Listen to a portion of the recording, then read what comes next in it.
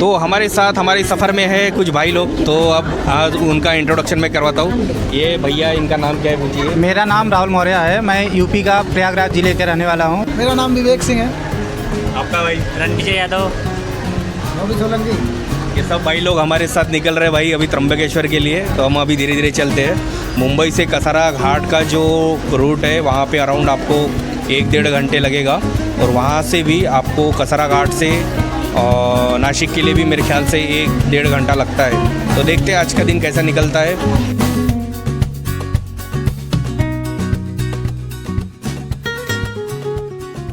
तो भाइयों और बहनों, हम पहुंच चुके हैं कसारा रेलवे स्टेशन पे। तो अभी थोड़ा चाय पानी पी लेते हैं, थोड़ा फ्रेश हो जाते हैं, फिर यहाँ से निकलेंगे नासिक के लिए।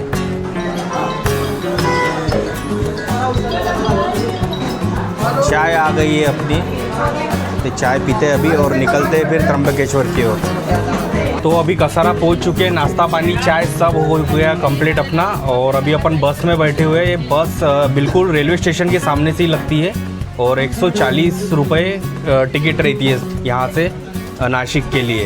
तो अभी अपन बस में बैठ चुके हैं। तो भाई हम निकल चुके हैं त्र्यंबकेश्वर की ओर। हम धीरे धीरे बढ़ रहे हैं, और आप देख सकते हो यहाँ का नज़ारा बहुत ही जन्नत है भाई।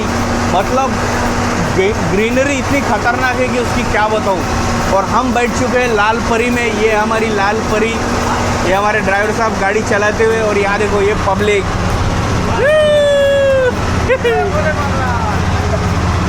बोलो हर हर महादेव शंभो। भाई कितना खतरनाक मौसम हुआ है, बहुत ही खतरनाक भाई, एक नंबर। ऐसा लग रहा है भाई कश्मीर साइड में आ गया हूँ मैं। आपको दिखाता हूँ, चलो देखो, ये देखो पूरे बादल एकदम, मतलब ना एक पहाड़ी से पूरे अटैच हो गए पूरे।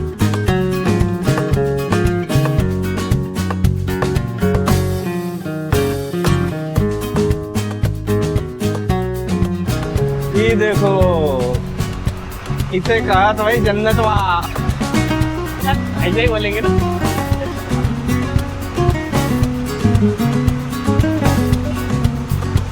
भाई स्वर्ग, स्वर्ग है ये, स्वर्ग स्वर्ग दिख रहा है। ये देखो सामने पूरी खाई है ये पूरी, और ये देख लो भाई पूरा का पूरा कोहरा है, पूरा कोहरा है भाई।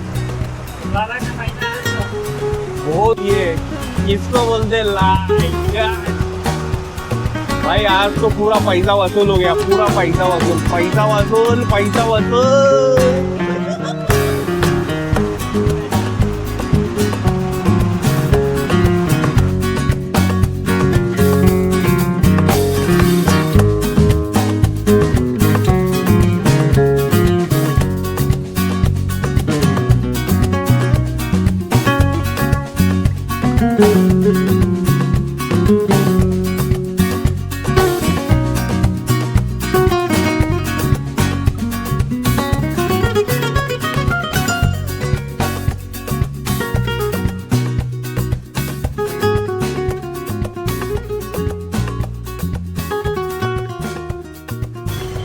फाइनली दोस्तों हम पहुंच चुके हैं नासिक, और नासिक के बस स्टैंड पे हूँ मैं। और थोड़ा सा अभी हम जूस पी रहे हैं, इधर जूस वगैरह पीते हैं थोड़ा। और यहाँ से बस लेके त्र्यंबकेश्वर के लिए निकलना पड़ेगा। तो आपको मैं बताता हूँ कि कितना रेट पड़ता है, क्या पड़ता है, और बस का टाइमिंग कैसा है, कितना टाइम लगेगा। तो भाई जूस पी लिया है, अभी देखते हैं आगे का क्या पिक्चर रहता है, क्या सीन रहता है। 15 अगस्त और संडे की छुट्टी रहने के कारण थोड़ा भीड़ ज़्यादा रह सकती है, क्योंकि आप कंडीशन होती है।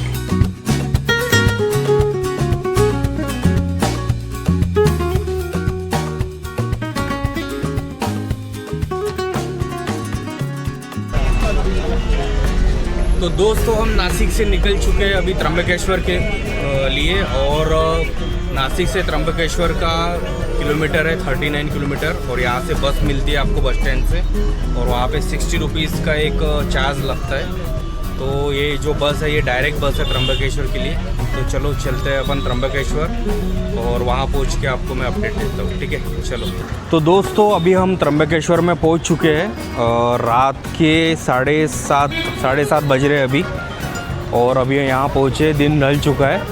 तो अभी हम व्यवस्था कर रहे हैं भाई रहने के लिए, और कल मॉर्निंग में देखते क्या माहौल रहता है, क्योंकि कैसा है 2 दिन की छुट्टी होने के कारण भीड़ बहुत है और सारे होटल पैक है।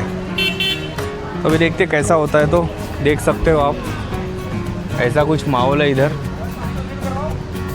तो अभी हंटिंग चालू करना पड़ेगा होटल का, कहाँ है, खाली है नहीं है, कोई संस्था है कि नहीं है। शेगांव संस्था पूरी पैक हो गई है, टोटल गेट बंद कर दिए उन्होंने। तो अभी देखते हैं अभी कैसा होता है। तो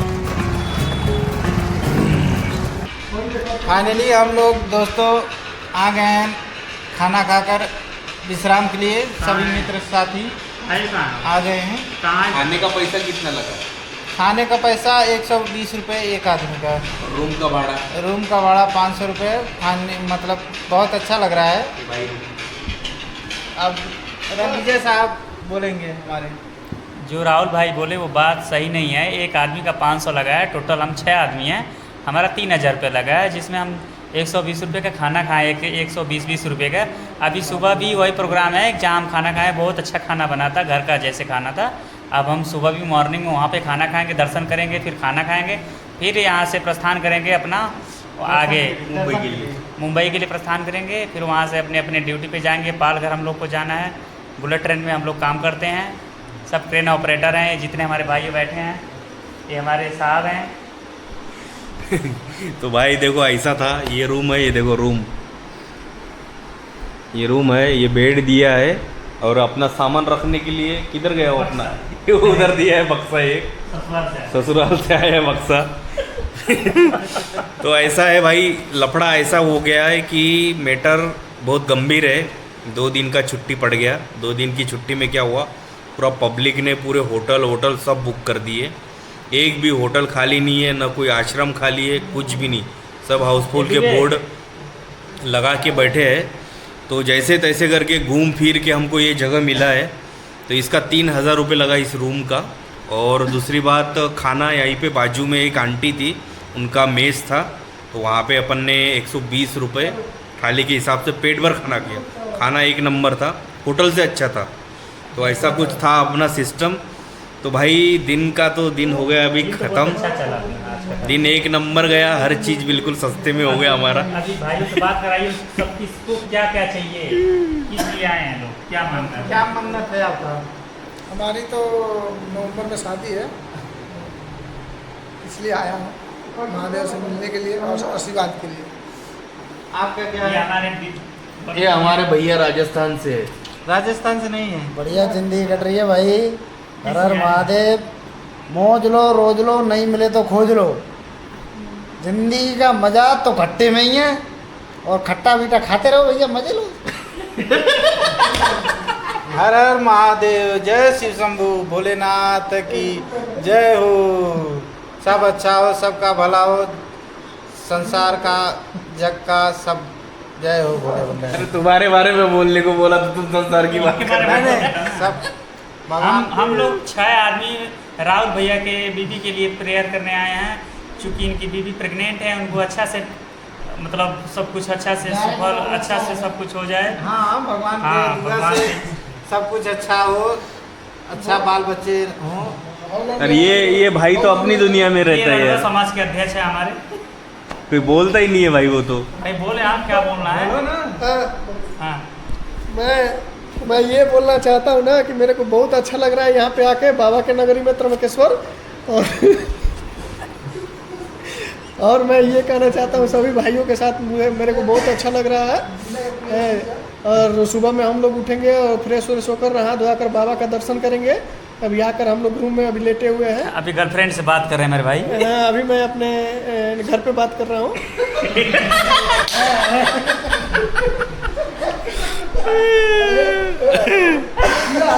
तो भाई ऐसा कुछ था, ये भाई लोग है।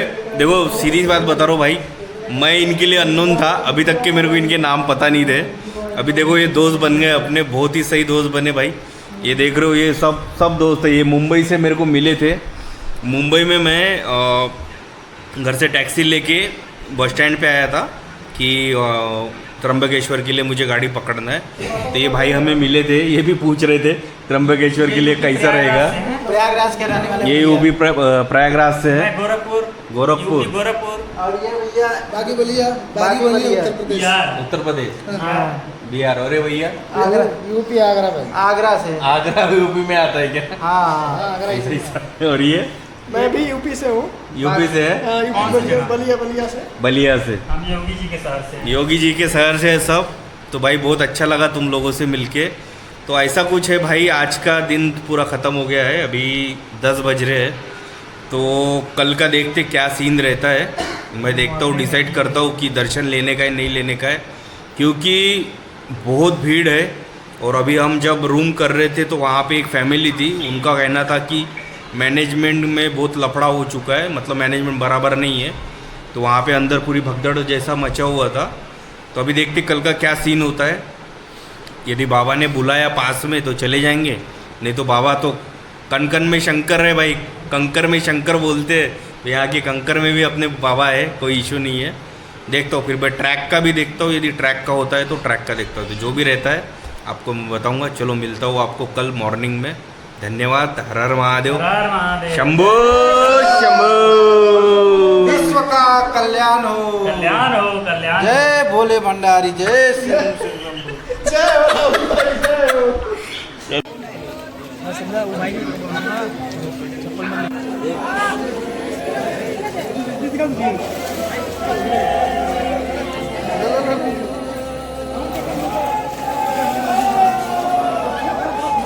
तो गुड मॉर्निंग दोस्तों, अभी हम नहा के तीर्थकुंड में नहा के निकल चुके हैं दर्शन के लिए। और बहुत ही सुंदर वातावरण भाई, एकदम फ्रेश लग रहा है नहाने के बाद।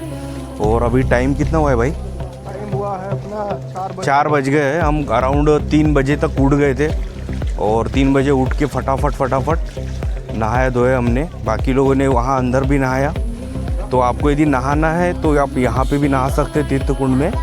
और यदि आप रूम से नहा के निकलते तो भी कोई इशू नहीं है, यहाँ आके आप छींटे मार सकते हैं। इस प्रकार से ये पूरा ये। और थोड़ा सा भीड़ ज़्यादा रहने के कारण हमने फटाफट पूरा काम निपटाया। और अभी हम लाइन में लगते, तो देखते कितना टाइम लगता है और दर्शन करते भोलेनाथ का। तो चलो चलते हैं। बोलो हर हर महादेव शंभू। हर हर महादेव, जय श्री शंभू। तो अभी हम ये त्र्यंबक गांव के गलियों से घूमते हुए मंदिर की तरफ जा रहे हैं। यहाँ पे जो घर है एकदम पुराने ज़माने के घर है। अब ये देख रहे हो, ये उस ज़माने के हैं।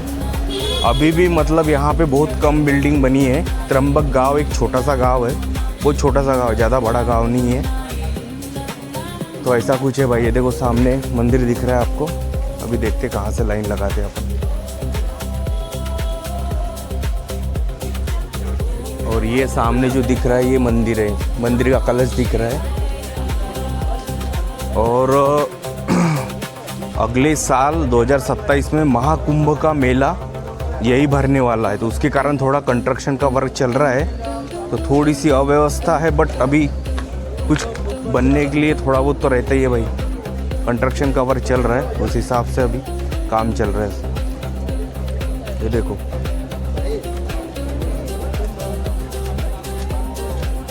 ये मंदिर सामने, यहाँ ये उत्तर द्वार है आपका। एक पूर्व द्वार भी है, पूर्व द्वार से भी लाइन लगती है। तो दोस्तों हम लगे थे 3 बजे लाइन में। और अभी कितने बज रहे भाई? अभी अपना 6:30 हो रहा है। 6:30 बज रहे हैं और हम अभी भी लाइन में हैं करीबन। हाँ, जो 3-4 घंटे की लाइन थी और बारिश भी बहुत है। और आगे और भी 3 घंटे दर्शन।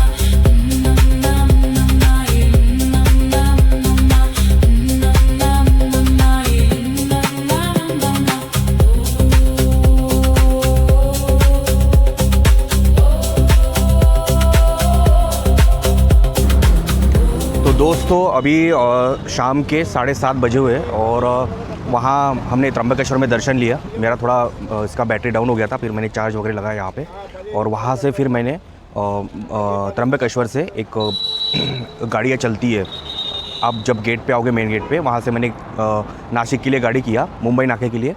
और मुंबई नाके से मैंने ये आप पीछे देख सकते हो ये वाली बस किया था, जिसका फेयर अराउंड 600 मुझे पड़ा। क्योंकि एक्चुअल में कैसा है कि 2 दिन की छुट्टी होने के कारण पब्लिक बहुत बढ़ गई थी, तो रेट्स थोड़े हाई हो गए थे, तो उसी के कारण ये बस करना पड़ा। तो जब भी आप त्र्यंबकेश्वर आते हो तो थोड़ा इस चीज़ का ध्यान रखो कि छुट्टियाँ रहती है या हॉलीडेज़ आते हैं तो थोड़ा यहाँ आना अवॉइड करो।